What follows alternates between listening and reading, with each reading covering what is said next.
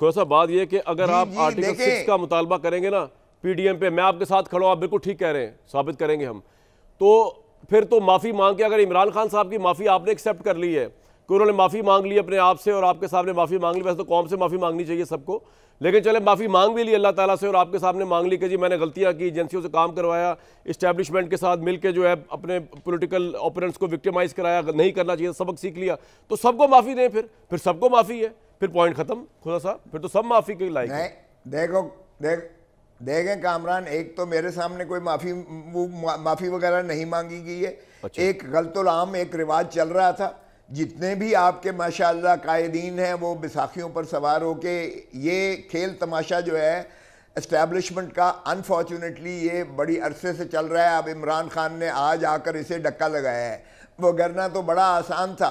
देखें बदकिस्मती है कि हमारी एस्टैब्लिशमेंट आइन के हदूद व क़यूद के अंदर रहने की बजाय वो मिलबस आप समझते हैं मिलिट्री इन बिजनेस, तो मिलबस का जो कॉन्सेप्ट है उसमें इसी तरह खेल तमाशे, आप कठपुतली का तमाशे करते रहेंगे, आप हुकूमत अपनी मर्जी की लाते रहेंगे, कोलिशंस आप अपनी मर्जी की बनाते रहेंगे, आपका जो है न सिर्फ गिरफ्त होगी मुल्क के सारे वसाइल पर, सारी बिजनेस आपके पास होगी, सारा कॉर्पोरेट सेक्टर आपके पास होगा, हुक्मरानी आप जब चाहेंगे जिसको चाहेंगे वो उड़ा देंगे, जिसको चाहेंगे बना देंगे। ये कोई 1-2 माह की बात नहीं जो बिगाड़ पैदा हुआ खुदा साहब, आप जानते हैं ये तो बिगाड़ फिर चलता हुआ आ रहा है ना, और इस बिगाड़ में कैटलिस्ट का रोल तो मैं कह रहा हूं ना इमरान साहब ने। आपको पता है खुदा साहब, आप उस वक्त इनके साथ नहीं थे, मैं आपको एक अपनी दास्तान सुना दूं छोटी सी। मीडिया को बुला बुला के उस जमाने के मिलिट्री एस्टेब्लिशमेंट से इमरान खान साहब धमकियां दिलवाया करते थे कि मेरे हक में शो करो, ये तो पोजीशन थी, तो किस तरह आप एकदम आप पीछे भेज देंगे उनको? भाई ये तो बेड़ा घर कर दिया इस मुल्क का, इस तरह की सोच ने, हमारी पूरा पॉलिटिशियन सोच। अभी तो यही हो रहा है।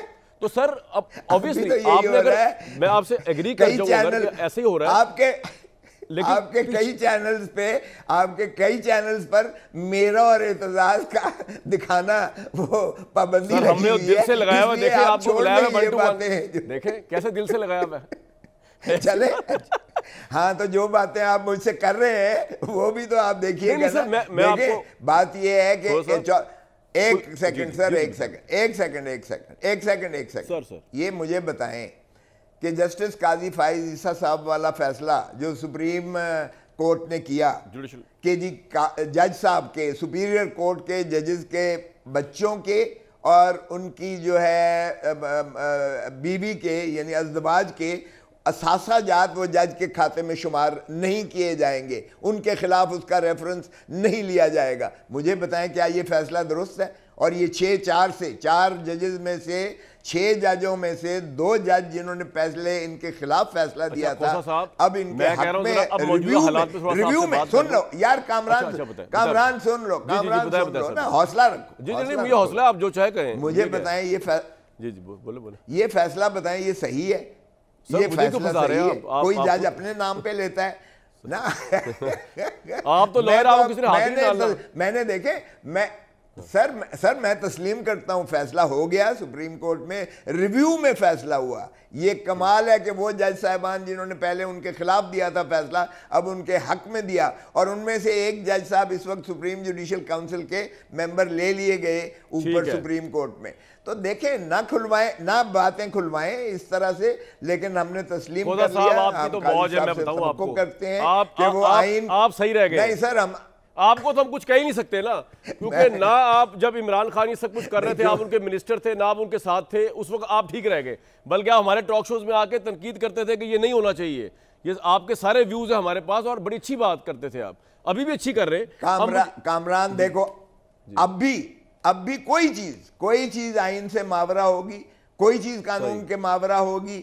अब भी मेरी चाहे पार्टी करेगी, मैं बिल्कुल उसके आपके साथ खड़ा हूंगा, अवाम के साथ खड़ा हूंगा, आइन के साथ खड़ा हूंगा, मैं पाकिस्तान के साथ खड़ा हूंगा। लेकिन मुझे बताएं पाकिस्तान की जो इस वक्त तबाही हो रही है, इस वक्त मुझे बताएं कोई जस्टिफिकेशन बनती है कि आप आइन की इस तरह से तज़हीक करें और धज्जियां उड़ा दें? आपने रियासत को ही नहीं मारज़ वजूद में आने दिया, क्योंकि आर्टिकल 7 में देखें रियासत अवाम है, अवाम के भेजे हुए नुमाइंदों से मुतरशी होने वाली हुकूमतें हैं। क्या ये अवामी नुमाइंदे हैं जिनकी हुकूमत है? और आर्टिकल 5 में वफादारी सिर्फ और सिर्फ अवाम के साथ है, ना उसमें फौज आती है ना उसमें अदलिया आती है। तो माफ कीजिएगा, आपने तो रियासत को ही मुनहदम करके रख दिया है।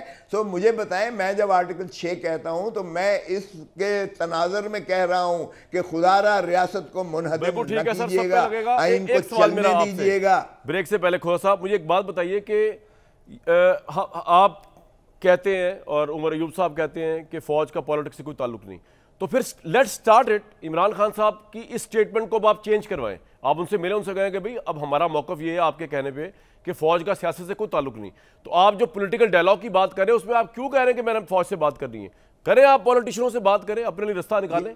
ख्वाब वीक है, कमजोर है पॉलिटिशियन, लेकिन रास्ता निकालें। जी कामरान, जी कामरान, आइन में हल्फ है कि फौज सियासत में हिस्सा नहीं लेगी। ये आइन में हल्फ जो है, इमरान साहब क्यों कह रहे हैं कि मैंने उनसे मुज़ाकरात कर रहे हैं पॉलिटिक्स के? सर मैं ये तो कह रहा हूं जी नहीं कहा, ऐसे ना करें। ठीक, नहीं मैं बयान आता है उनसे मंसूब, उसने कहा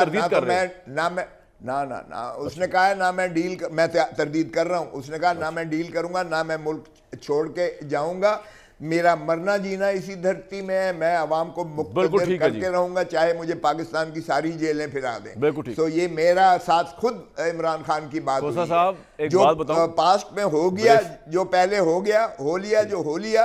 गलतियां हम सबसे होती हैं और हुई हैं गलतियां, देखें गलतियां सबसे हुई हैं, लेकिन किसी ने उसका तदारक नहीं किया है, किसी ने उसको एक्सेप्ट नहीं किया है। इमरान खान कोलिशन गवर्नमेंट लेने को तैयार नहीं है। इमरान खान बैसाखियों पे आकर इक्तदार लेने में बिल्कुल इंटरेस्टेड नहीं है। अच्छी बात है।